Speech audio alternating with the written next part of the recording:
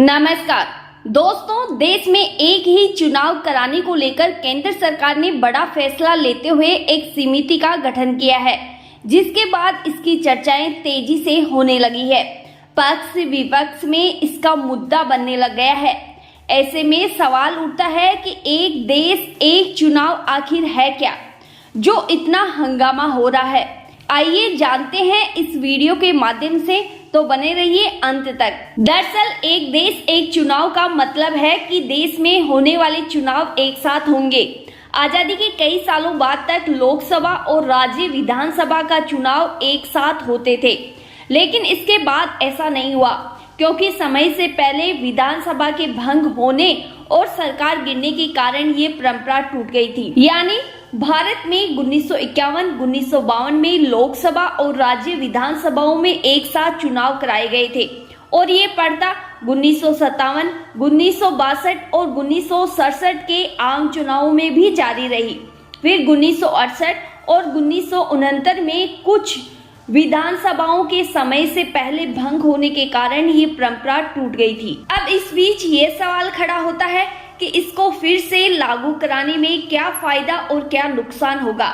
बता दें कि एक देश और एक चुनाव की अपील खुद प्रधानमंत्री मोदी ने की थी। इसके पीछे का तर्क ये दिया गया कि इससे करोड़ों रुपए बचाए जा सकते हैं। इसके बाद हाल ही में केंद्र सरकार ने लोकसभा और राज्य विधानसभा चुनाव को एक साथ कराने के विषय की जांच के लिए पूर्व राष्ट्रपति रामनाथ कोविंद की अध्यक्षता में एक समिति का गठन किया है। अगर इतिहास के पन्नों की बात करें तो 1951 से 1952 के लोकसभा चुनावों में 11 करोड़ रुपए का खर्च हुआ था, जबकि 2019 में लोकसभा चुनाव में 60,000 करोड़ रुपए खर्च हुए थे। ऐसे में पीएम मोदी का कहना है कि इससे निश्चित रूप से देश के संसाधन बचेंगे। बता दें कि भारत देश में हर साल कहीं न कहीं चुनाव होते रहते हैं, जिससे चुनावों के आयोजन में पूरी की पूरी स्टेट मशीनरी और संसाधनों का इस्तेमाल किया जाता है, जिससे खर्चा बहुत अधिक होता है। अगर अब देश में ये लागू होता है तो बार बार चुनाव कराने के झंझट से छुटकारा मिल जाएगा।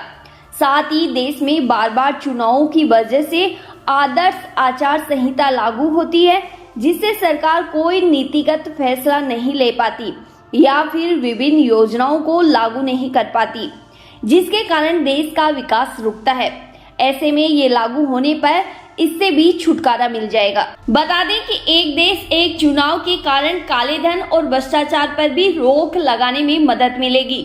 बता दें कि चुनावों के दौरान विभिन्न राजनीतिक दलों और उम्मीदवारों पर ब्लैक मनी के इस्तेमाल का आरोप लगाया जाता है। ऐसे में इसके लागू होने पर इस समस्या से भी छुटकारा पाया जा सकता है। अभी तक तो हमने बात की कि अगर ये नियम लागू होता है तो इसके फायदे क्या होते हैं, लेकिन अब बात करते हैं इसके नुकसान की।